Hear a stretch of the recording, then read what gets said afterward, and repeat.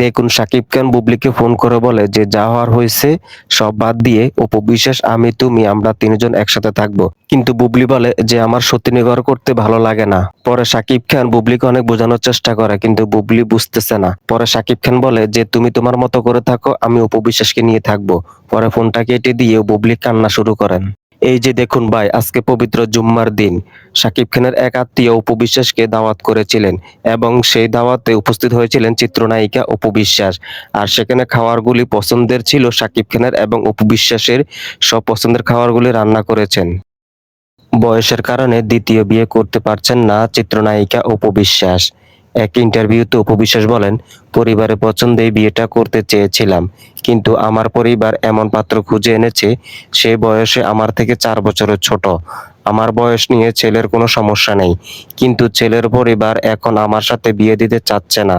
আসুন দেখে নিই বর্তমানে অপু বিশ্বাস কত টাকার মালিক।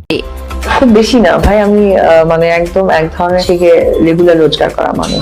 এই আর কি, একজন মাটি কাটে আর আমি ডেইলি ফিতা কাটি। অপু বিশ্বাস বলেন, আমার সম্পত্তি বলতে কোনো কিছুই নেই, আমি দৈনিক রোজগার করা মানুষ।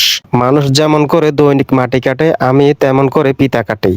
একই দিনে ব্র্যান্ড প্রমোটার বাড়ি সহকের 2টি প্রোগ্রামে হাজির হয়েছেন 2 নায়িকা।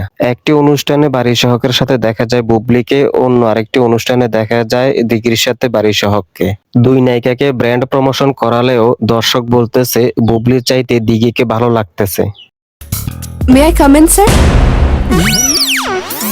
দেখুন ভাই অপু বিশ্বাসের পোশাক দেখে টিচার এবং ক্লাসে থাকা ছাত্ররা সবাই পাগল হয়ে গেছে। ক্লাসে থাকা ছাত্ররা সবাই অপলক দৃষ্টিতে তাকিয়ে রয়েছেন অপু বিশ্বাসের দিকে। পরবর্তীতে অপু বিশ্বাসকে একটা ছাত্র দাঁড়িয়ে বলে যে আপনাকে দেখে, আপনার পোশাক দেখে স্যার মনে হয় পাগল হয়ে গেছে, সে কারণে আপনাকে আসতে বলতে পারতেছে না। What?